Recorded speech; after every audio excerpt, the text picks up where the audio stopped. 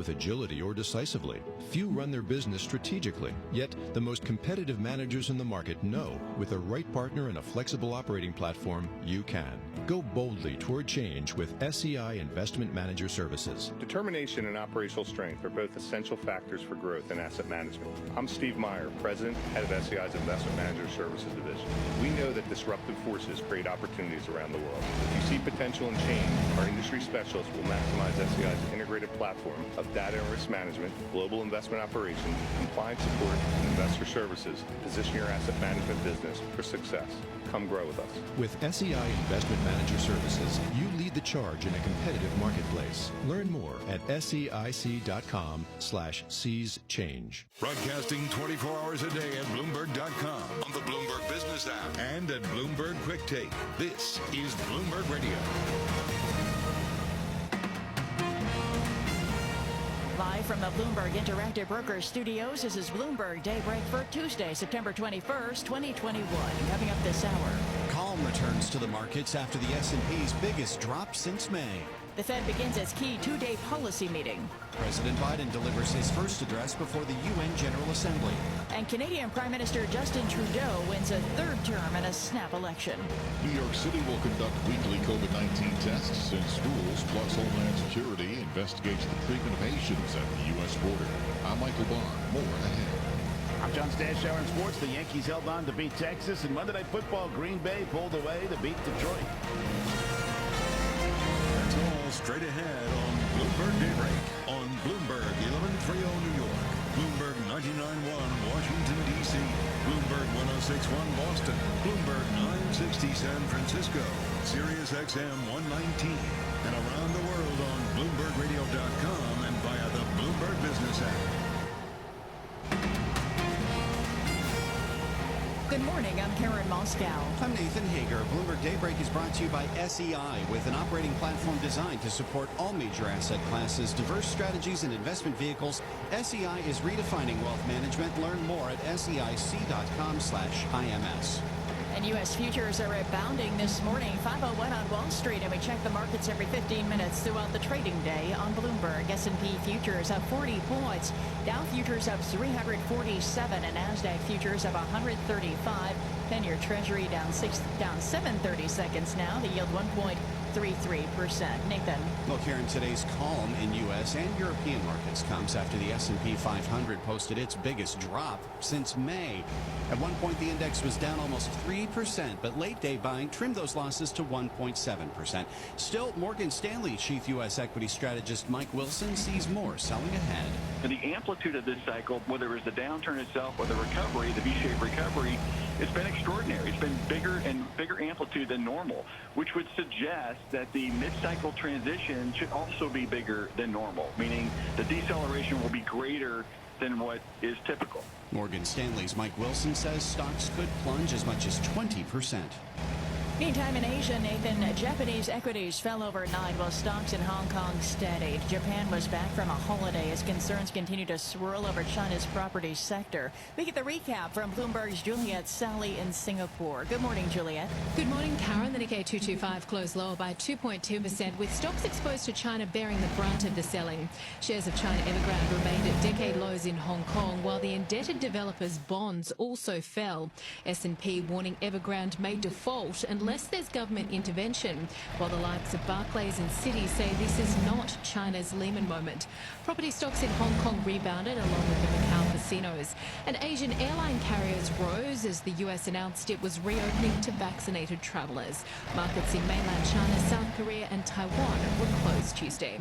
In Singapore, Juliet Saleh, Bloomberg Daybreak. All right, Juliet, thanks. Now, concerns over China will not delay the Fed's plan to signal it is on track to start tapering. That's the view of former New York Fed President Bill Dudley. They're not going to react to small market moves and then defer the tapering on that basis. They have to change their economic forecast. I think at this point it's really premature to reach that conclusion. Former New York Fed President, current Bloomberg opinion columnist Bill Dudley made those comments on Bloomberg Surveillance. The Fed begins day one of a two-day policy meeting today. Well, Nathan, let's turn from monetary policy to fiscal policy now and the latest plans for the debt ceiling. House Democrats are banking on a risky move to keep the government open and prevent a default on federal payments. Amy Morris explains from our Bloomberg 99.1 newsroom in Washington. Democrats' plan would wrap the suspension of the debt ceiling into the spending bill to keep the government operating past the end of the month. So the debt ceiling would be pushed to the end of 2022, and the stopgap funding bill would expire this December 3rd. Republicans and Democrats are at odds over the debt limit, and unless someone blinks, this move could actually put the U.S. on course for a government shutdown and default as early as October. Republicans say they will not support the plan unless Democrats back off the Biden economic agenda. In Washington, I'm Amy Morris, Bloomberg Daybreak. All right, Amy, thanks. Foreign policy is also in focus ahead of today's United Nations General Assembly in New York. On the sidelines of the event, President Biden holds a key meeting with UK Prime Minister Boris Johnson. We get more from Bloomberg Daybreak Europe anchor Caroline Hepker in London. A trade deal was supposed to be the focal point of the two leaders, but Boris Johnson says the president has too many domestic priorities, including his infrastructure and Build Back Better packages, to find time to negotiate a deal with Britain. Johnson meets Biden at a delicate juncture in international relations. A three-way deal to supply nuclear submarines to Australia, announced last week, has reinforced the idea of a special bond underpinned by US and UK security interests, but has irked the French. In London, Caroline Hepker, Bloomberg Daybreak. Caroline, thank you. Outside of that meeting, all eyes will be on President Biden when he addresses the United Nations General Assembly this morning. And Bloomberg's Renita Young joins us live in New York with the details. Renita, good morning. Good morning, Karen. President Biden's first remarks to the UN come after a U.S. withdrawal from Afghanistan that drew criticism, even from supporters. Bloomberg News has learned the president will use his address to mark the end of 20 years of war in the country and declare a new era of diplomacy to resolve international conflict. Brett Bruin is the president of Global Situation Room. Biden has to reframe this issue. He has got to tell the world why they should trust him again. Brett Bruin was a guest on Bloomberg Sound On with Joe Matthew, heard weekdays at 5 p.m. Eastern on Bloomberg Radio. President Biden also plans to make the case for the U.S. and China to cooperate on global threats, including climate change. His address to the UN is scheduled for 10 a.m. Live in New York, I'm Renita Young, Bloomberg Daybreak. Renita, politics is also the big story in Canada this morning. Prime Minister Justin Trudeau has claimed victory in a snap election, but will have to share control of the government. We get the story from Bloomberg's Theo Argytis in Ottawa. Prime Minister Justin Trudeau won a third term, but fell short of regaining the majority he was seeking. Trudeau will have a stable government. He won't have a strong mandate. For a second straight term, he lost the popular vote to the Conservatives. The result reflects a nation that's unsure about its immediate future amid a fourth wave of the pandemic and is unwilling to give Trudeau full reign. In Ottawa, I'm Theo Argytis, Bloomberg Daybreak. All right, Theo, thank you. S&P futures up 37 points this morning, and straight ahead, your latest local headlines, plus a check of sports. And this is Bloomberg.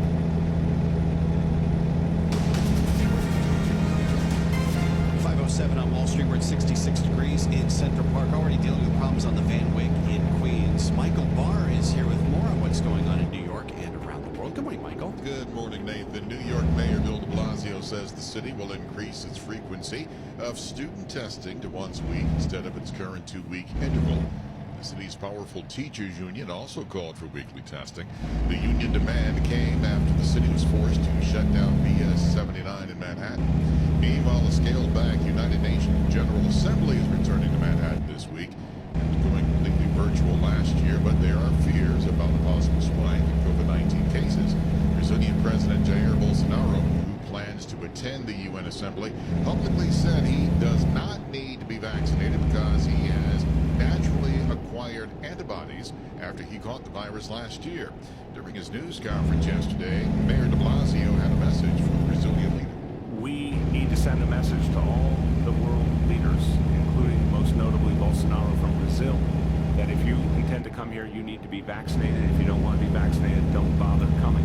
Mayor de Blasio also says while we don't love the traffic from UN Week, we do enjoy people getting back together in person. The U.S. is ramping up to 6 expulsion flights to Haiti today as thousands of Haitian migrants straddle the Mexico-Texas border. Homeland Security Secretary Alejandro Mayorkas issued a message to migrants who try to enter the U.S. This administration is committed to developing safe, orderly, and humane pathways for migration. But this is not the way to do it. U.S. officials also face criticism for the use of horse patrols to stop them from entering the town in Del Rio, Texas. However, Del Rio Mayor Bruno Lozano says the Border Patrol has been offering aid to migrants who have made the crossing. I've seen Border Patrol, I've seen CBP, I've seen Special Ops officers give water, give diapers, give food, give the children, you know, the attention that they need as far as, like, you know, the sweet stuff, like the sweet soft drinks and things like that. Mayor Lozano says he has been in touch with Governor Greg Abbott. The Texas abortion law is being tested as a doctor in the state faces an individual lawsuit. San Antonio doctor Alan Braid, who admits in a Washington Post op-ed piece that he performed an abortion, is being sued by former Arkansas lawyer Oscar Stilley and a former lawyer from Illinois. Global News 24 hours a day on air and on Bloomberg Quick Take, powered by more than 2,700 journalists and analysts in more than 120 countries. I'm Michael Barr, and this is Bloomberg Nathan. Thanks, Michael. Well, it's 5:10 on Wall Street. Time for the Burden Accountants and Advisors Sports Update. Good morning, John Stashower. Good morning, Nathan. For the Yankees to get into that wild card playoff game, they need to win and get some help for one night anyway. Both things happen. Stadium, Gary Sanchez over to the second inning. Yanks got three more in the third. Texas got to within one, but the Yankee bullpen did the job. They won 4-3, and Toronto lost at Tampa Bay 6-4. The Yanks are a half game behind the Blue Jays for the second wild card spot. Boston leads for the first. The Red Sox tonight host the Mets. Kansas City, Salvador Perez hit his 46th home run. He's hit 25 just in the last less than 2 months. Perez broke the record. Most home runs hit by a catcher. Johnny Bench hit 45 more than 50 years ago. The Packers lost their opener by 5 touchdowns. Last night trailed Detroit at halftime, but Green Bay pulled it out 35-17. 4 touchdown passes for Aaron Rodgers. 3 of them went to Aaron Jones. 4 QBs went down on Sunday.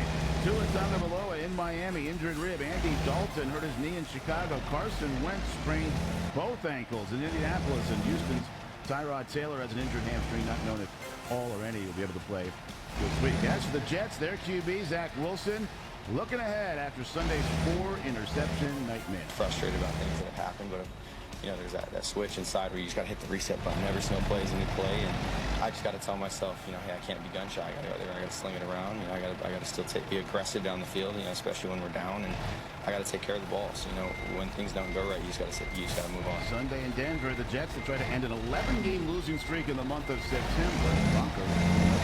John Stashower, Bloomberg Sports. Thank you, John. S&P futures up 37 points. Dow futures up 320. NASDAQ futures up 119. You're listening to Bloomberg Daybreak. As a research university, NJIT makes smart technologies even smarter. That's why NJIT graduate and civil engineer Anya O'Dwyer says the university is so important for her industry. Construction and civil engineering is always going to have cranes and, you know, people and movement, but how we're designing and implementing things, that's what's changing. We have millions of data points now that we never had before, and that's allowed us to think about planning and design in a way that we haven't done so before. NJIT is very much at the forefront of that. Collecting data, understanding data, manipulating data, having access to a facility like NJIT, which is constantly focused on research and innovation, is so important for the industry and what it means to be designing for smarter systems. NJIT, New Jersey Institute of Technology. Learn more at njit.edu. Wake up and text. Text and eat. Text and catch the bus. Text and miss your stop. Wait. Text and be late to work. Sorry, I'm late. Text and work. Text and pretend to work. Text and act surprised when someone calls you out for not working. Who, me? Text and meet up with a friend you haven't seen in forever. Hi. Oh, hey. Text and complain that they're on their phone the whole time. Text and listen to them complain that you're on your phone the whole time. text and whatever. But when you get behind the wheel, give your phone to a passenger. Put it in the glove box. Just don't text and drive. Visit StopTextsStopWrecks.org. A public service announcement brought to you by the National Highway Traffic Safety Administration and the Ad Council. Burden LLP Accountants and Advisors presents Tax Chat with Richard Goldstein, Senior Principal and Co-Leader of Burden State and Local Tax Practice. COVID-19 pandemic state and local government restrictions have caused many people to shelter in place outside their primary state of residence. The new normal of remote working has proliferated potentially costly state and local tax residency issues. For example, if you live in Manhattan but have been residing and working in Connecticut because of the pandemic, you may be a resident of one or both states and potentially taxed twice on the same income. At Burden, we help clients develop a plan to address double residency concerns and non-resident income allocation to minimize their overall tax liability. If you're a high net worth individual or a business owner, let Burden help protect you, your family, and your business. For more Tax Chat from Burden Accountants and Advisors, visit BurdenLLP.com. That's BERDONLLP.com. Burden Accountants and Advisors. We listen, we solve, we do. With three bright minds thinking of questions. How far apart are the two Americas right now? Someone's bound to ask the one you most want answered. What defines that as the year goes on? Tom Keene, Jonathan Farrow, and Lisa Abramowitz. How do you explain the fact that you have not seen a cheer from equity traders? Bloomberg Surveillance. Will that occur within market stability? Weekday mornings at 7 Eastern on Bloomberg Radio, the Bloomberg Business app, and BloombergRadio.com.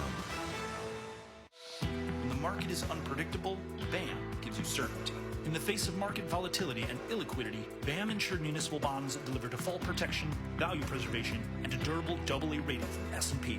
BAM's insurance protects against everything that causes a default, including natural disasters, financial fraud, pension issues, and economic disruption. So while America rebuilds, BAM has you covered.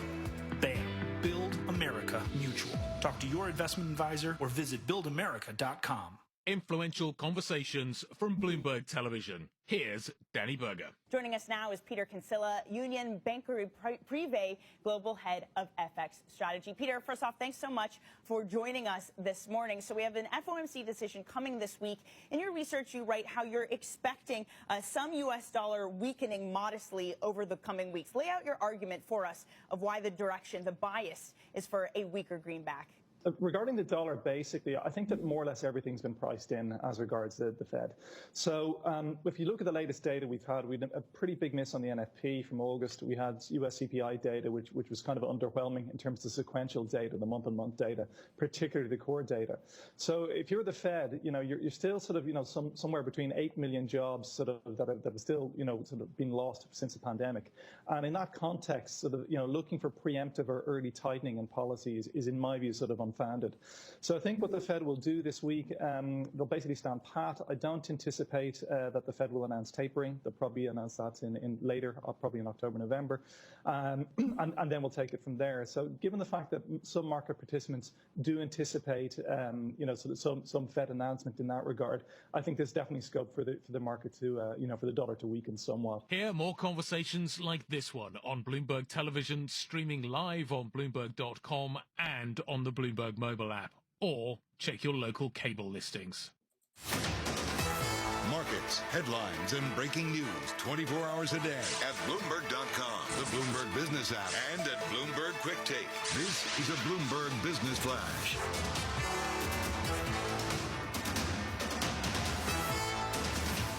And I'm Karen Moscow. And U.S. stock index futures are on the rise this morning. Investors looking ahead to this week's Federal Reserve meeting. We check the markets every 15 minutes throughout the trading day on Bloomberg. S&P futures up 35 points. Dow futures up 308. And NASDAQ futures up 107. The DAX in Germany is up 1.2%. 10-year Treasury down 7/32, yield 1.33%. The yield on the 2-year 0.21%. NYMEX crude oil is up 1.5%, up $1.06 at $71.35 a barrel. COMEX gold is up about 0.1%, up $1.10 at $17.64.90 an ounce. The euro 1.1735 against the dollar, British pound 1.3687, and the yen's at 109.55. And that's a Bloomberg Business Flash. Now here's Michael Barr with more on what's going on around the world. Michael, good morning. Good morning, Karen. President Joe Biden plans to use his first address before the UN General Assembly to reassure the international community of American leadership on the global stage. In this morning's address, Biden will call on allies to move quickly and cooperatively to address the festering issues of the COVID-19 pandemic, climate change, and human rights abuses. We'll bring the address to you live right here on Bloomberg. Canadians have given Prime Minister Justin Trudeau's Liberal Party a victory in their parliamentary elections. However, Trudeau has fallen short of achieving an overall majority. Major League Baseball, the Yankees won in their fight to gain a wild card spot. The Nationals lost. The Orioles won, hindering the Phillies' chase for the playoffs. The A's lost, ending their 5-game winning streak. Monday Night Football, the dastardly mean Green Bay Packers down the innocent, lovely Detroit Lions, our heroes, 35-17. Global news, 24 hours a day. A little one-sided from the off frozen here. tundra. Yeah. Bloomberg, quick take. Powered by more than 2,700 journalists and analysts in more than 120 countries. I'm Michael Barr. This is Bloomberg. Go Lions. Yeah, go lick those wounds like that. Thank you. We're live from the Bloomberg Interactive Brokers studios where it's almost 5:20 on Wall Street. You're listening to Bloomberg Daybreak on a calmer morning for markets, but all the volatility from yesterday is certainly not far from mind for investors this morning. We're very pleased to welcome this morning Seema Shah, Chief Strategist at Principal Global Investors, to take a look at what's to come for markets. Seema, good morning. Thanks for being with us. With futures back in the green this morning, can we call yesterday a one-off? Good morning. I wouldn't go quite so far as to say it's a one-off. I think that the market is reasonably edgy. There's a lot of anxiety. And certainly there are genuine risks in the course of Evergrande. We don't think it's going to essentially become a very significant issue that it threatens to be. But certainly it does add to the minds of investors who are getting increasingly concerned about the state of the market. When it comes to the Evergrande situation in China, the giant developer and its debt crisis, there's a lot of as you know, about whether this is another Lehman moment, a too big to fail situation. There's a lot of division. Where do you stand on that? Yeah, clearly there is a lot of potential for fallout. I think there's potential for contagion, and maybe not quite as much as we saw from the Lehman crisis, but certainly there are significant risks around here. But I think the key thing is, as we've seen from the Chinese government in the past as well, is they are extremely sensitive to the need to avoid those large financial risks. So we would anticipate that they make a move to calm the market, although clearly not as rapidly as investors are hoping to hear. As long as they do step in to calm the markets down, step in with their regulations to ensure that there isn't such a high concentration, I do think the market will they absolutely need to hear it. What is that contagion risk? We saw just about every sector in the market fall in response to this Evergrande situation. A lot of sectors that aren't necessarily related to real estate. What's driving that? Yeah, and I think that's to do with the types of investment sensitivity at the moment. We've seen markets perform extraordinarily well. And I think that as we're moving into getting closer to 2022, and investors are asking themselves, what is going to be that positive impulse? We're not going to see the continuation of a reopening trade. We're not going to see continuation of monthly stimulus, at least in the developed markets. And we're not likely to see additional fiscal impulses. So where does that growth come from? And I think that's what's created this anxiety. And with Evergrande, it's just a bit of a catalyst to get some of those angst moving through the market. But we don't think it's going to be sustained. We do look at that fundamental economic backdrop, and we are. And the reason we look at it, we see that there's still solid growth ahead. But we do understand that there is investor sentiment, and maybe what we need to expect from here on is those incredible positive returns that we've experienced for the last decade, and certainly the last year, is most likely behind us, and we should expect more moderate returns going forward.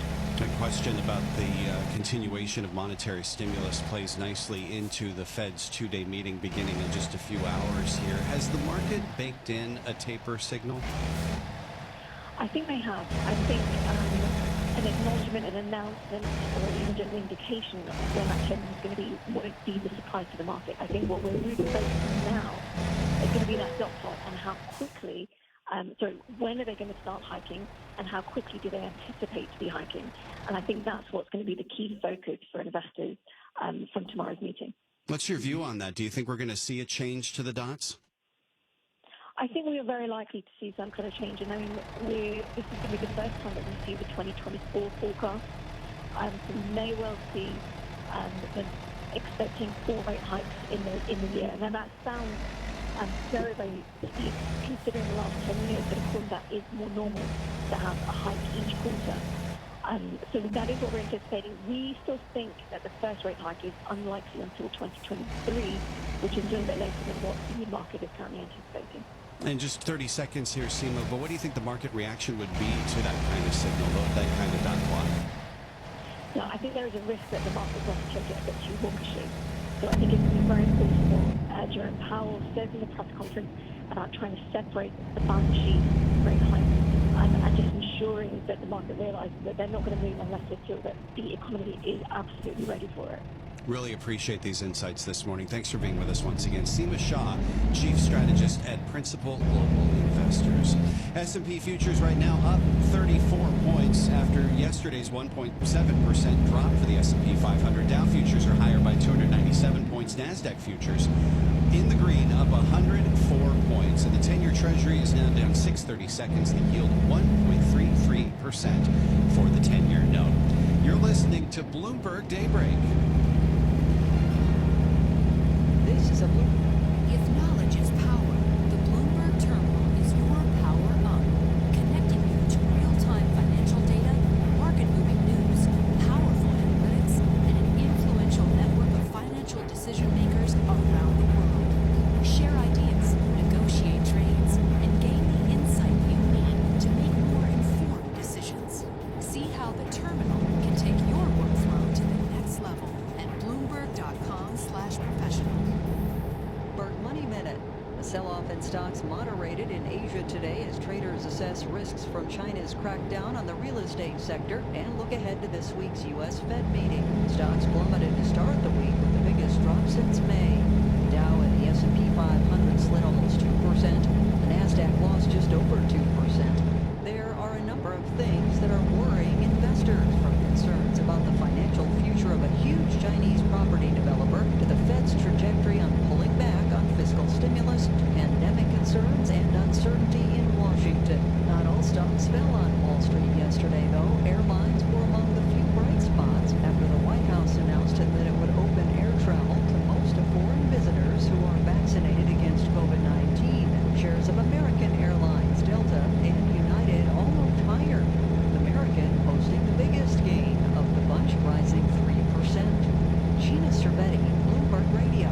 Accounting professional Leon Cohen, CPA, a trustee of the Jewish Communal Fund, and Sephardic Beaker Holman, talks about why he uses JCF's donor-advised fund and recommends JCF to his clients. JCF is an organization that I've worked with for many years, both personally and in my accounting practice. The ease of giving and managing my donations through their website is very effective, using it for tax planning and managing all of my charitable giving through one place. JCF's endowment helps support Jewish organizations throughout the tri-state area, and that's very important to me and my clients. JCF's donor-advised fund is the smarter way to give back. Let Jewish Communal Fund maximize your clients' charitable deductions and streamline their charitable giving.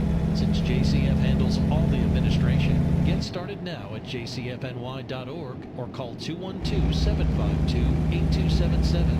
We have a gift for giving. Why do hedge funds and other alternative managers rely on Pershing for a highly personalized experience? Mark Alderati, a managing director at BNY Mellon's Pershing and head of Prime Services, shares how we help you consider everything. In today's ever-evolving environment, the team at Pershing's Prime Services wants to know, what are you focused on now? Are you confident in the stability of your counterparty? Do you feel they can help you grow your business? When it comes to fundraising, do you have access to the mindset of the advisor, or have what you need to navigate the ODD process? Exceptional service for our clients is at the core of what we do. Our award-winning team is just one of the benefits of working with BNY Mellon. Whether it's customized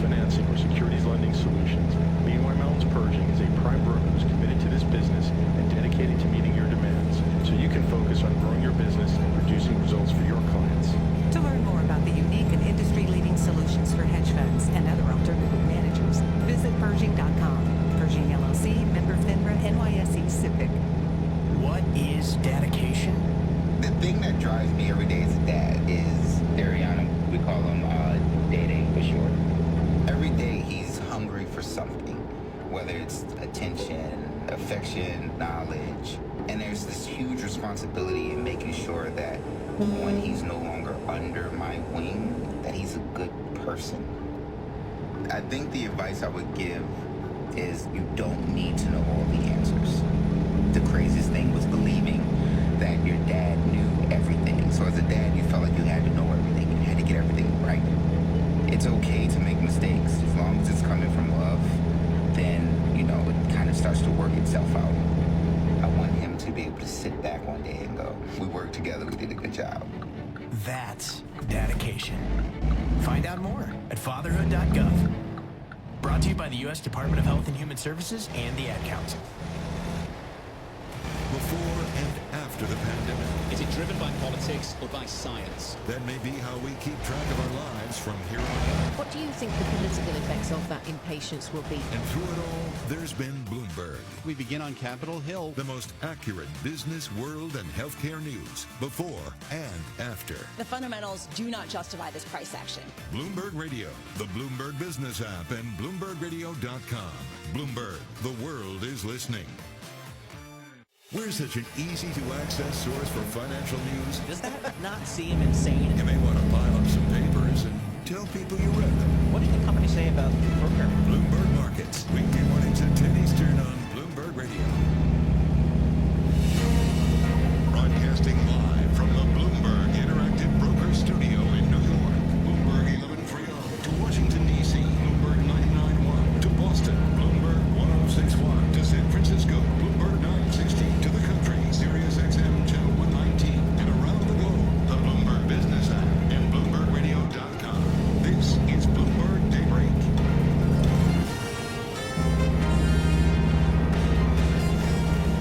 It's 5:30 on Wall Street. Good morning. I'm Nathan Hager. And I'm Karen Moscow, and we're just about 4 hours away from the open of U.S. trading. Let's get you up to date on the news you need to know at this hour. U.S. futures rebounding from yesterday's sell-off, which saw the S&P 500 drop 1.7%. At one point, the index was down nearly 3%. And Morgan Stanley chief U.S. equity strategist Mike Wilson sees more selling ahead. Corrections are always about price and time. And so from a price standpoint, I think it's 10 to 20%. Great. But time, I think you've got to get through the third quarter earnings season. Let's see how the revision breadth kind of plays through that. Let's see how the market digests the Fed moving towards tapering by year end. Now, Morgan Stanley's Mike Wilson says the Fed will be key, and today the central bank begins day one of its two-day policy meeting.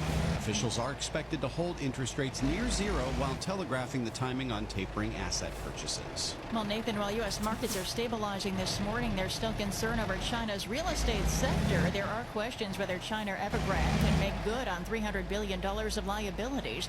Begin more from Bloomberg's Stephen Engel in Hong Kong. This is a case where if it doesn't create the contagion that Beijing is really worried about, it will default. It will essentially then go into debt restructuring or ultimately a failure. What is happening is the smaller developers that are also have these dollar bond stress right now, they've mentioned China Central Real Estate, Fantasia, Rise Sun, and Cynic. They've all been downgraded to negative by S&P. And Bloomberg's Stephen Engel says distressed developer shares in Hong Kong dropped as much as 7% before recouping some of those losses. Well, back here in the U.S., Karen, President Biden steps onto the global stage today with an address to the United Nations General Assembly. Bloomberg's Renita Young joins us live from New York with the details. Good morning, Renita. Good morning, Nathan. President Biden's first remarks to the UN come after a U.S. withdrawal from Afghanistan that drew criticism, even from supporters. Bloomberg News has learned the president will use his address to mark the end of 20 years of war in the country and declare a new era of diplomacy to resolve international conflict. The president also plans to make the case for the U.S. and China to cooperate on global threats, including climate change. His address to the UN is scheduled for 10 a.m. Wall Street time.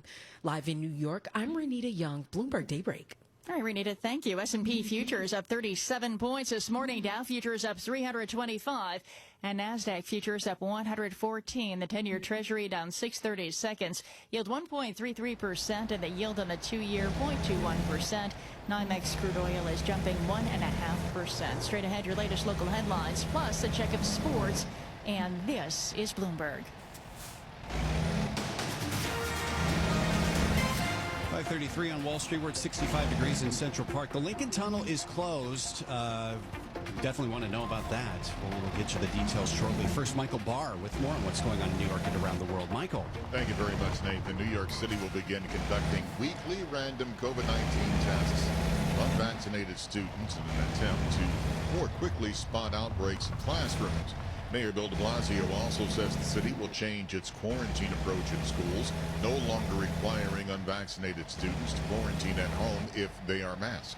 Both these ideas, as I mentioned, have been on the table to go to the CDC guidance on quarantine and to go to the weekly testing. We're doing them in combination. De Blasio made the move after the city's powerful teachers union also called for weekly testing. Union demand came after the city was forced to shut down PS 79 in Manhattan. The Department of Homeland Security is investigating a heated confrontation between Border Patrol agents on horseback and Haitian migrants seeking asylum in the U.S. According to people familiar with the matter, Homeland Security Secretary Alejandro Mayorkas has seen video of the agents wearing Western hats and chaps chasing migrants into the Rio Grande near Del Rio, Texas. Meanwhile, Mayorkas says he fears many of the migrants are being taken advantage of by Mexican smugglers. We are very concerned that Haitians who are taking this irregular migration path are receiving false information that the border is open or that temporary protected status is available. Homeland Security Secretary Mayorkas. A Texas doctor who admitted he performed an abortion in violation of a new state law has been sued. One of the first legal tests of the highly restrictive statute. Justin Trudeau will return as Canadian Prime Minister after his Liberal Party was projected as winning the most parliamentary seats in yesterday's election. Trudeau spoke to supporters in Montreal following his election night victory. What we've seen tonight is that millions of Canadians have chosen a progressive plan. Trudeau, however, will fall short of his goal of having a majority in Parliament. Global news 24 hours a day on air and on Bloomberg Quick Take, powered by more than 2,700 journalists and analysts, more than 120 countries. I'm Michael Barr. This is Bloomberg, Nathan. Thanks, Michael. 5:35 on Wall Street. Time for the Burden Accountants and Advisors Sports Update with John Stanschauer. Nathan, the fate of this Yankee season will no doubt rest in the 6 games coming up. 3 in Boston, 3 in Toronto. They have to beat out one of those teams to get into the wild card game. But before then, it's Texas at the stadium. Yankees able to hold on, win the series opener 4-3. They led 4-0. Gary Sanchez a home run. Rangers got to Nestor Cortez in the 5th inning, but 4 Yankee relievers finished up for Aaron Boone. Tone for us. I had to work pretty hard there. Credit to them, they made them work hard, but the bullpen really picked us up and we were able to make a big inning stand up. So a good job to get back on track, and now we gotta get ready for tomorrow now. Boone has a new pitcher in his bullpen. Luis Severino finally back from injury. 3 years ago, he was the ace of the staff. Hardly pitched in 2019, not at all since then. Toronto lost at Tampa Bay. Red Sox were off. They host the Mets tonight. Boston has the wild card lead. The Blue Jays sit second, but they're only a half game ahead of the Yankees. Atlanta won. The Phillies lost. The Braves lead the NL East by 3. 9th straight win for St. Louis. Cardinals a 3-game lead for the second NL wild card. Green Bay dominated the second half, won the Monday nighter over Detroit 35-17. Aaron Rodgers 4 touchdown passes. When we last saw new Giants wideout Kenny Golladay last Thursday in Washington, he was having a temper tantrum on the sidelines, thought to be yelling at quarterback Daniel Jones. Golladay says it was actually directed at offensive coordinator Jason Garrett. He apologized, but Golladay, who got a big contract in the offseason, wants the ball thrown to him more. Let's see what happens Sunday when the Giants host Atlanta, who is also 0-2. John Stanschauer, Bloomberg Sports. Nathan. All right, John, thanks. 5:37 on Wall Street. Time for the Tri-State Business Report with Bloomberg's Ed Corey. New York plans to build 2 new major electricity transmission lines to help the state meet its ambitious climate goals. They include getting 70% of its power from renewable sources by the end of the decade. Luxury super towers in New York are being built higher and higher, and these buildings are known to sway, sometimes a lot. At 432 Park, for example, chandeliers often sway with the building, and creaking sound can be heard on gusty nights. Elevators have been shut down in high winds because their cables were shaking too much. Fiserv, a Wisconsin-based financial tech company, plans to open a major New Jersey office, according to a report from ROI New Jersey. The Fortune 500 high-tech company intends to bring up to 3,000 jobs to the Garden State. The office will be located in Berkeley Heights, but a timeline has not yet been announced, according to the report. That's your Bloomberg Tri-State Business Report. I'm Ed Corey. Thanks, Ed. It's 5:38 on Wall Street. Bloomberg Radio's on the air from San Francisco to New York, London to Hong Kong. Let's check in with our global news team for some of the top stories heard on our 300 affiliate radio stations around the world. I'm Ann Cateson on WBZ in Boston. I'll be reporting on food delivery without harming the climate. I'm Courtney Donahoe on WHAS in Louisville. FedEx is raising rates the most in a decade as costs jump. I'm Caroline Hepburn, Bloomberg DAB Digital Radio in London. We're reporting on the energy crisis as the government looks at state-backed loans for the big suppliers to take on customers if smaller firms go under. I'm Steve Potusk, and on 1010 Wins in New York, we're talking about airlines facing a shortage of qualified pilots as air travel comes back. I'm Ed Corey on WWJ in Detroit. I'm reporting General Motors and LG say they found a fix to avoid fires in the Chevy Bolt. Those are some of the stories our 2,700 Bloomberg journalists and analysts are working on this morning around the world. It is 5:39 on Wall Street. The following is an editorial from Bloomberg Opinion. Makers and sellers of prescription painkillers will soon begin paying out billions of dollars to settle opioid epidemic lawsuits. The amounts are large, except when measured against more than 500,000 lives lost this century to overdose, or the tens of billions that governments spend each year to address the painkiller, heroin, fentanyl scourge.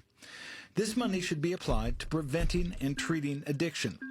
The task requires a dedicated fund. States shouldn't divert the cash to plug holes in their budgets, as they have with money they've received from tobacco litigation. And it's not enough to sustain current substance use disorder programs. They must be improved and expanded.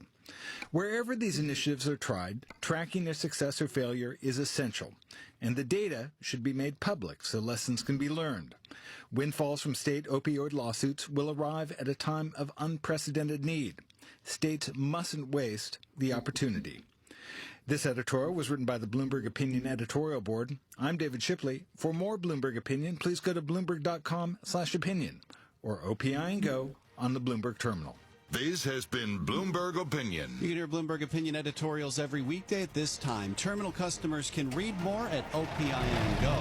S&P futures up 38 points. Dow futures up 328. NASDAQ futures higher by 119 points. This is Bloomberg. Asset managers, the world's financial decision makers connect on the Bloomberg Terminal. The buy side and the sell side together, collaborating across markets and countries in real time, sharing ideas, negotiating trades, and forming an influential network of over 325,000 financial professionals that helps power global markets. Isn't it time you join? Request a demo at bloomberg.com/professional. The seas change to launch new strategies, add distribution channels, or exploit new technology to re-engineer the investor experience are often rewarded. However, in an industry paralyzed with complexity, few act with agility or decisively. Few run their businesses strategically, yet the most competitive managers in the market know with the right partner and a flexible operating system, you can. Go boldly toward change with SCI Investment Manager Services. Determination and operational strength are both essential factors for growth in asset management. I'm Steve Meyer, President, Head of SCI's Investment Manager Services Division.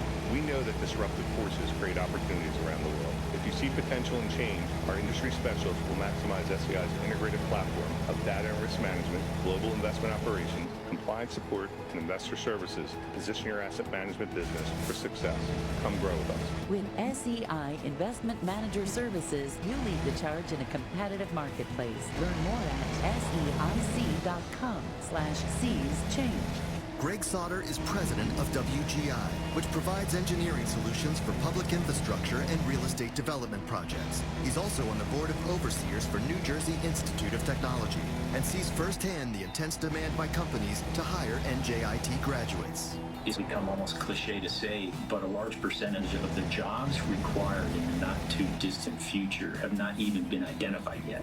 What that means is we need graduates with problem-solving skills and an understanding of technology, technological dexterity, to be the leaders and innovators of the future. NJIT is rising to that challenge. it's not just about the engineering and the science, but it's also about the application of those in problem solving. Understanding how to apply is something that NJIT is outstanding at, and that's one of the reasons that their student body, that their graduates are sought after. NJIT, New Jersey Institute of Technology. Learn more at njit.edu. This is your Bloomberg Real Estate Report. I'm Denise Pellegrini. Home sales appear to be cooling off a bit. The housing market, by any historical standard, is still incredibly hot. But when you compare it to earlier this year, it has cooled or at least plateaued in a lot of ways. Daryl Fairweather, chief economist at Redfin. The heat that we had earlier this year was unsustainable. It was never supposed to last that long. And Redfin says the number of home sales slipped 6% in August, and that's the first drop in more than a year as prices surged, and the pandemic wave of social distancing and hunkering down eased a bit. The median price of homes sold slipped slightly, but is still 16% higher than a year ago. Typical home that sold in August went into contract in 16 days. More than half the homes sold went for over the list price. If you're looking for a bargain, two metros where prices are still lower than a year ago, in Bridgeport, Connecticut, and in Milwaukee. And that's your Bloomberg Real Estate Report. I'm Denise Pellegrini. Burden LLP Accountants and Advisors presents Tax Chat with Mayor Mintz, partner and co-leader of Burden's real estate practice. Whether it's because of the COVID-19 pandemic or not, it is essential for anyone negotiating a deal to understand the underlying economic assumptions and the current market. From buying or selling assets to forming a joint venture, it's important to work with a sophisticated tax advisor who understands how the changing tax law may impact the structure of the deal. At Burden, we leverage our more than 100 years of transactional experience to help guide clients through the complexities of these structures and ensure that they understand any potential tax impact. If you're a high net worth individual or business owner, let Burden help protect you, your family, and your business. For more Tax Chat from Burden, visit burdenllp.com. That's BERDONLLP.com. Burden Accountants and Advisors. We listen, we solve, we do. At Commonwealth Financial Network, our journey began with a single purpose: to give independent financial advisors the freedom to do business their way.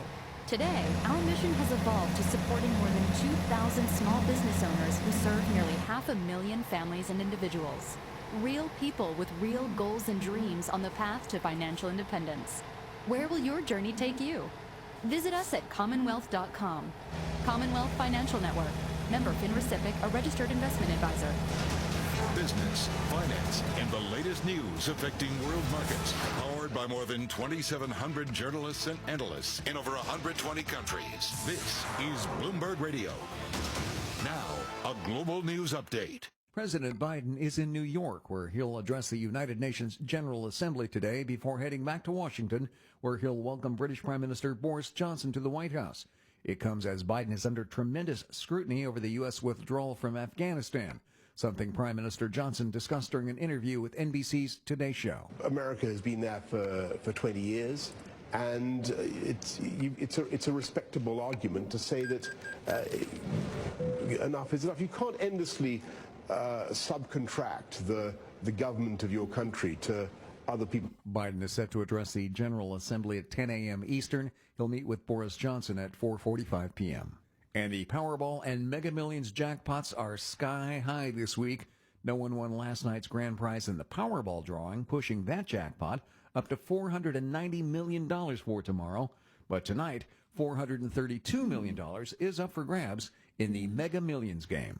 I'm Mark Mayfield. Economics, healthcare, policy. We could tell you more about the experts who join us on Bloomberg Surveillance. Do we have a Washington consensus? There's been isolationism. But wouldn't you rather hear them for yourself? Weekday mornings at 7 Eastern on Bloomberg Radio. Markets, headlines, and breaking news 24 hours a day at Bloomberg.com, the Bloomberg Business app, and at Bloomberg Quick Take. This is a Bloomberg Business Flash.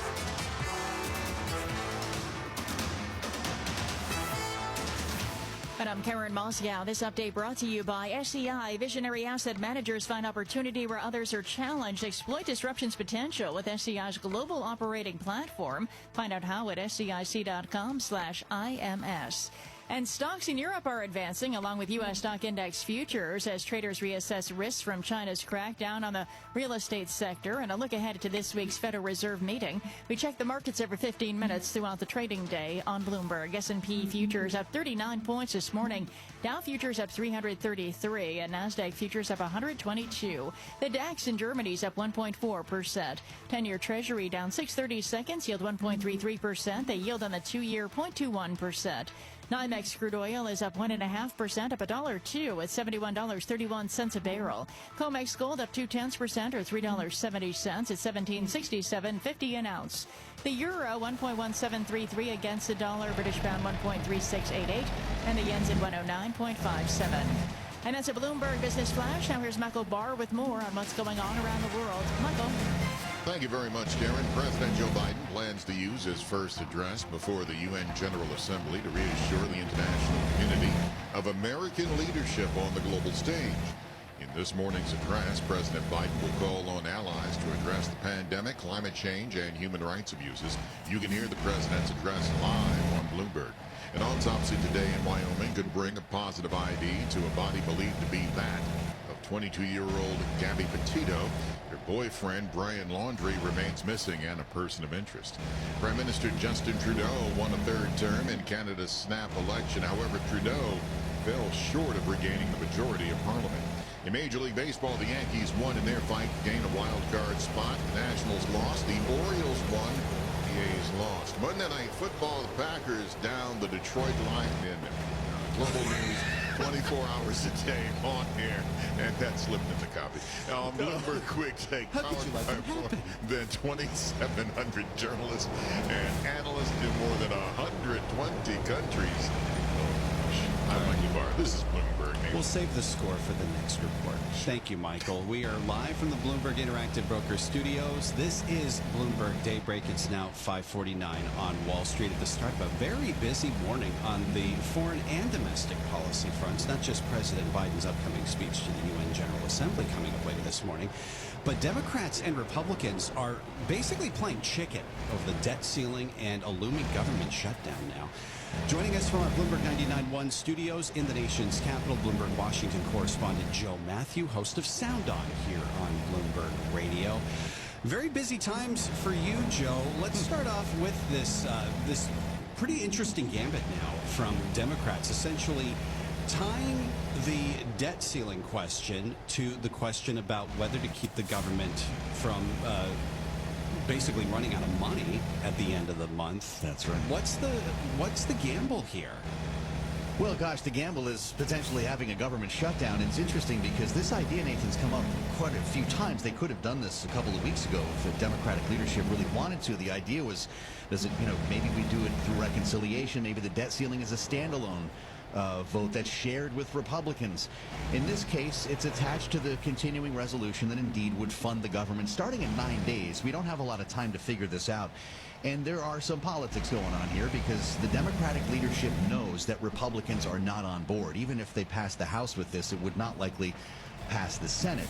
Despite the fact that you've got money in this bill, not just to keep the lights on here in Washington and paying the payroll, but also there's money for Afghanistan, refugee resettlement. There's also billions in here for cleanup from Hurricane Ida and other storms before it. But that's not likely going to be enough to move Republicans on this. Mitch McConnell has been absolutely adamant, even suggesting in a recent interview, read my lips, borrowing an old phrase that you might remember from a former president. But the statement, Nathan, I don't know if you saw from Nancy Pelosi and Chuck Schumer last night, they're really trying to hang this debt around the necks of Republicans. Chuck Schumer calling it the diamond dash of historic proportions. And they actually wrote in here that we believe a suspension of the debt limit, by the way, that's important, suspending, not raising, through December 22, that means through the midterms, would provide an amount of time commensurate, they write, with the debt incurred as a result of passing last winter's bipartisan emergency COVID relief legislation, which was authored by Republicans, they say, and signed by the previous president. This is a call to action here that's not likely going to amount to much, and Democrats will likely have to figure out a way to do this. Well, you say that there's not a whole lot of time to figure out how to do this, but it does raise an interesting risk here for investors. But at the same time, It's something that investors have seen play out many times before, this perennial fight over whether to raise the debt ceiling and whether to pass these stopgap spending bills. I mean, what are the chances that something does actually come out of this, that we actually do get a solution in time? Well, look, Democrats are not going to let, and they have made clear they are not going to let the country default on its debt. The debt ceiling will be handled if Democrats have to go it alone, but they're going to try to make this as painful as possible for Republicans, if we can call it that, by simply calling them on the carpet and reminding people that, as Nancy Pelosi likes to say, it's the Trump credit card that we're paying off here. It is important, Nathan, to note, and some people don't always get this right because of what we hear from politicians. This does not authorize a whole bunch of future spending. This pays off money that has already been spent. You have to think of it, indeed, as a bit of a credit card. One interesting note, by the way, some Democrats did not want this to end up in reconciliation, including Nancy Pelosi herself, because they'd have to put a number on it. You can't just suspend the debt limit in reconciliation. They would actually have to raise it to a certain level. And that's a number that could, of course, then be used against Democrats in the midterms. Only about 30 seconds left here, Joe, but President Biden's going to be addressing the UN General Assembly for the first time at a pretty precarious moment for foreign policy for the president. For sure. Yeah, the optics here are something as the president attempts to restore trust among our allies following Afghanistan, following this submarine deal with Australia, all while trying to make clear that we are not in a Cold War with China. And in fact, we'll say that we are competitors. We are not in conflict. Not going to be around for long, though. President's wheels up after 2 o'clock. A lot of concerns about COVID at this UNGA. And noting the fact as well that the Brazilian president, Bolsonaro, proudly unvaccinated. He'll be the first to speak today. Bloomberg's Joe Matthew going to have a lot to talk about on Sound On coming up this afternoon, 5 p.m. Wall Street time here on Bloomberg Radio. Joe, thanks as always for being with us. Karen? Well, Nathan, it's 5:54 on Wall Street. Time for our daily Bloomberg Law Brief exploring legal issues in the news. Brought to you by American Arbitration Association. Business disputes are inevitable. Resolve faster with the American Arbitration Association, the global leader in alternative dispute resolution for over 90 years. More at adr.org. And today we're looking at White House immigration policy. The Biden administration is flying thousands of Haitians camped around a bridge in Del Rio, Texas, back to Haiti without an opportunity to seek asylum. It could turn out to be America's swiftest large-scale expulsions of migrants since 1992, when the Coast Guard intercepted Haitian refugees at sea. For more on the matter, Bloomberg's June Grasso speaks to Leon Fresco, a partner at Holland & Knight. So, Leon, under what legal authority is the Biden administration deporting people without an asylum hearing? Well, one of the main things that the Biden administration is doing is it's using, for the moment, while it can still use it, the Title 42 COVID authority that the Trump administration was using to exclude people from the United States without needing to determine whether they are genuine asylum seekers or not. Because normally you can't exclude somebody from the United States summarily unless you've determined that they're not a legitimate asylum seeker. And so they are using this Title 42 authority to try to have repatriation flights. They're not going to try to actually deport all 10,000 of the individuals, I don't think. But what they're trying to do is to send a signal, don't come to the United States, the border's not open, here are flights coming back to Haiti, so that you can actually see that, and that deters people from trying to come to the United States. The Biden administration is appealing a judge's order forbidding them from using Title 42 to expel migrant families. Does all this tell you that the Biden administration is toughening up its enforcement of immigration policy? I think it knows it has a problem on the southern border.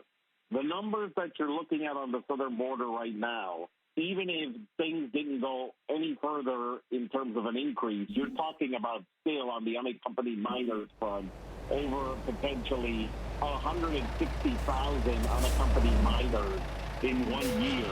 And you're talking about potentially somewhere along the line of 1.5 to 2 million total apprehensions in a year, total individuals coming across the border, if this pace continues. And both of those are far higher than record numbers. And so what the Biden administration is trying to say is, until we can implement our asylum regulation and our policy that we want to implement, that we hope will speed this up. We need all the tools in our toolbox because we're in the middle of a dramatic surge. And I think that's what you're seeing from the Biden administration. Ms. Leon Fresco, a partner at Holland & Knight, speaking with Bloomberg's June Grasso. Catch more of that interview, plus analysis of the latest legal news, by listening to the Bloomberg Law Show at 10 p.m. Eastern Time or subscribing to the Bloomberg Law Podcast. And attorneys can find exceptional legal research and business development tools at BloombergLaw.com. S&P futures up about 40 points this morning. Dow futures up 344. NASDAQ futures up 116. And the 10-year Treasury down 6/30 seconds. The yield 1.33%. Still ahead on Bloomberg Daybreak. A check on the business headlines and all the news you need to start your day. And this is Bloomberg. Influential knowledge is power. The Bloomberg terminal is your power up, connecting you to the real-time financial news, data, and analytics that can take your workflow to the next level. Power up at Bloomberg.com/professional. Conversations from Bloomberg Television. Here's Danny Bowman. We're joined by Jim Watson, professor of energy policy at University College of London. Can you lay out for everyone just how acute the issue is in terms of the necessity for the government to step in and offer a bailout for some of these suppliers? Yeah, it is very acute. I mean, their gas prices are much higher than they would normally be. This pricing because of global movements in gas markets. It's not really the UK that's driven those prices high. It's high demand, particularly in the Far East. Some restrictions in supply in Europe, etc. So it is causing a problem. I mean, there's probably two types of problem. One is for small gas suppliers, because they've bought a lot of their gas cheaper. They're subject to a government price cap. So when prices are high, they simply can't make the numbers work. And then the second is the knock-on effect on some other industries, heavy industries which rely on gas, where the short-term spike in prices is affecting their production. Do I need to be prepared to start to pay higher energy prices from this? I think so, yes. I mean, if this is an extremely short-term phenomenon, as I say, a householder, you probably wouldn't notice because prices like this will be smoothed out, but this is a sustained rise, and it's not likely to abate very soon. So prices have already started to rise for consumers, so that is going to happen. Hear more conversations like this one on Bloomberg Television, streaming live on Bloomberg.com and on the Bloomberg mobile app. Or check your local cable listings. Broadcasting 24 hours a day at Bloomberg.com, on the Bloomberg Business app, and at Bloomberg Quick Take. This is Bloomberg Radio. Live from the Bloomberg Interactive Brokers Studios, this is Bloomberg Daybreak for Tuesday, September 21st, 2021. Coming up this hour. Calm returns to the markets after the S&P's biggest drop since May. The Fed begins its key two-day policy meeting. President Biden delivers his first address before the UN General Assembly. And Canadian Prime Minister Justin Trudeau wins a third term in a snap election. New York City will conduct weekly COVID-19 tests in schools, plus Homeland Security investigates illegal nations at the U.S. border. I'm Michael Barr. More ahead. I'm John Stashower in sports. The Yankees held on to beat Texas, and Monday Night Football, Green Bay pulled away to beat Detroit. That's all straight ahead on Bloomberg Daybreak on Bloomberg 1130 New York, Bloomberg 99.1 Washington, D.C., Bloomberg 106.1 Boston, Bloomberg 960 San Francisco, Sirius XM 119, and around the world on BloombergRadio.com and via the Bloomberg Business app. Good morning, I'm Karen Moscow. I'm Nathan Hager. Bloomberg Daybreak is brought to you by BNY Mellon's Pershing, owned by the world's most sophisticated wealth management and institutional firms. Rely on Pershing to help them improve profitability, create efficiency, attract talent, and manage risk at Pershing.com. And U.S. futures are rebounding this morning, 6:01 on Wall Street, and we check the markets every 15 minutes throughout the trading day on Bloomberg. Right now, S&P futures are up about 40 points. Dow futures up 344. NASDAQ futures up 117. The 10-year Treasury down 6/30 seconds. The yield 1.33%, and the yield on the 2-year 0.21%. And this headline, U.S. Bancorp will buy Mitsubishi UFJ Financial Group's Union Bank for about $8 billion. million. That's just crossing the Bloomberg. Nathan. All right, thanks for that, Karen. Well, the calm we're seeing in U.S. and European markets this morning comes after the S&P 500 posted its biggest drop since May. At one point, the index was down almost 3%, but late-day buying trimmed those losses to 1.7%. Still, Morgan Stanley chief U.S. equity strategist Mike Wilson sees more selling ahead. The amplitude of this cycle, whether it's the downturn itself or the recovery, the V-shaped recovery, it's been extraordinary. It's been bigger and bigger amplitude than normal, which would suggest that the mid-cycle transition should also be bigger than normal, meaning the deceleration will be greater than what is typical. Morgan Stanley's Mike Wilson says stocks could plunge as much as 20%. Well, Nathan, meantime in Asia, Japanese equities fell overnight while stocks in Hong Kong steady. Japan was back from a holiday as concerns continue to swirl over China's property sector. We get the recap from Bloomberg's Juliet Sally in Singapore. Good morning, Juliet. Good morning, Karen. The Nikkei 225 closed lower by 2.2%, with stocks exposed to China bearing the brunt of the selling. Shares of China Evergrande remained at decade lows in Hong Kong, while the indebted developers' bonds also fell. S&P warning Evergrande may default unless there's government intervention, while the likes of Barclays and Citi say this is not China's Lehman moment. Property stocks in Hong Kong rebounded along with the Macau casinos, and Asian airline carriers rose as the US announced it was reopening to vaccinated travellers. Markets in mainland China, South Korea and Taiwan were closed Tuesday. In Singapore, Juliet Saleh, Bloomberg Daybreak. Well, Juliet, concerns over China won't delay the Fed's plan to signal that it's on track to start tapering. That's the view of former New York Fed President Bill Dudley. They're not going to react to these small market moves and then defer the taper on that basis. They have to change their economic forecast. I think at this point it's really premature to reach that conclusion. Former New York Fed President, current Bloomberg opinion columnist Bill Dudley made the comments on Bloomberg surveillance. The Fed begins a two-day policy meeting today. Well, Nathan, let's turn from monetary policy to fiscal policy now. And the latest plans for the debt ceiling. House Democrats are banking on a risky move to keep the government open and prevent a default on federal payments. Amy Morris explains from our Bloomberg 99.1 newsroom in Washington. Democrats' plan would wrap the suspension of the debt ceiling into the spending bill to keep the government operating past the end of the month. So the debt ceiling would be pushed to the end of 2022, and the stopgap funding bill would expire this December 3rd. Republicans and Democrats are at odds over the debt limit, and unless someone blinks, this move could actually put the U.S. on course for a government shutdown and default as early as October. Republicans say they will not support the plan unless Democrats back off the Biden economic agenda. In Washington, I'm Amy Morris, Bloomberg Daybreak. Amy, thanks. Foreign policy is also in focus this morning as President Biden addresses the United Nations General Assembly for the first time. Bloomberg's Renita Young joins us live in New York with details. Good morning, Renita. Good morning, Nathan. President Biden's remarks to the UN come after a U.S. withdrawal from Afghanistan that drew criticism, even from supporters. Bloomberg News has learned the president will use his address to mark the end of 20 years of war in the country and declare a new era of diplomacy to resolve international conflict.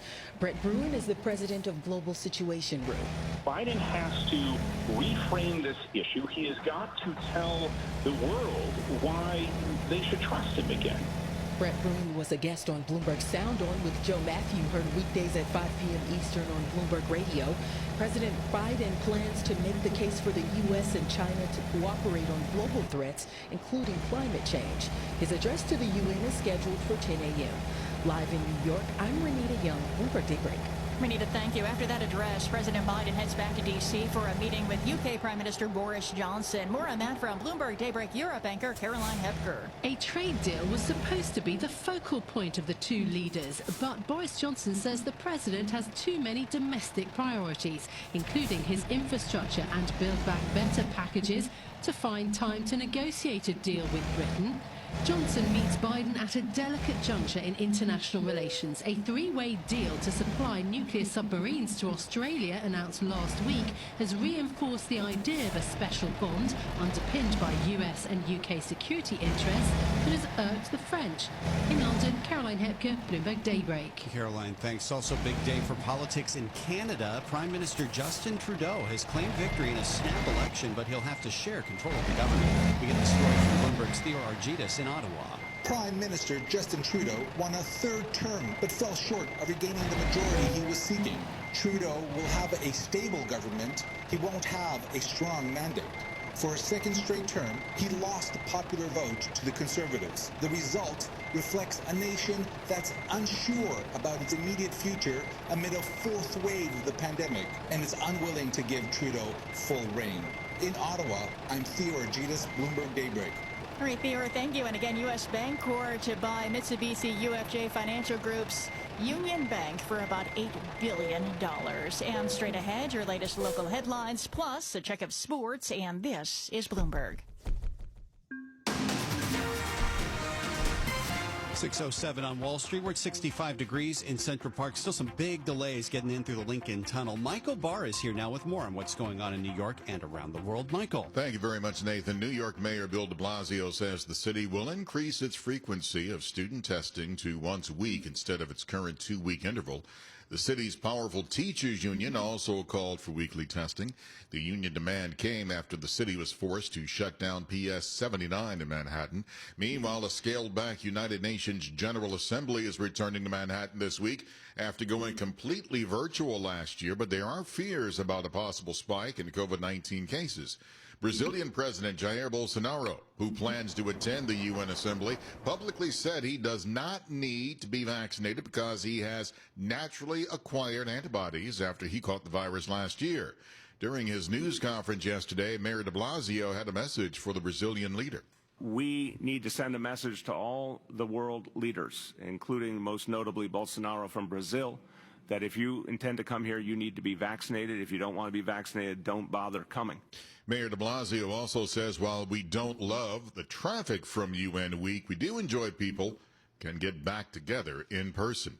The U.S. is ramping up to 6 expulsion flights to Haiti today as thousands of Haitian migrants straddle the Mexico-Texas border. Homeland Security Secretary Alejandro Mayorkas issued a message to migrants who try to enter the U.S. This administration is committed to developing safe, orderly, and humane pathways for migration, but this is not the way to do it. U.S. officials also face criticism for the use of horse patrols to stop them from entering the town in Del Rio, Texas. However, Del Rio Mayor Bruno Lozano says the Border Patrol has been offering aid to migrants who have made the crossing. I've seen Border Patrol, I've seen CBP, I've seen special ops officers give water, give diapers, give food, give the children, the attention that they need as far as the sweet stuff, like the sweet soft drinks and things like that. Mayor Lozano says he's been in touch with the Governor Greg Abbott. A Texas abortion law is being tested as a doctor in the state faces an individual lawsuit. San Antonio doctor Alan Braid, who admits in a Washington Post op-ed piece that he performed an abortion, is being sued by former Arkansas lawyer Oscar Stilley and a former lawyer from Illinois. Global News 20.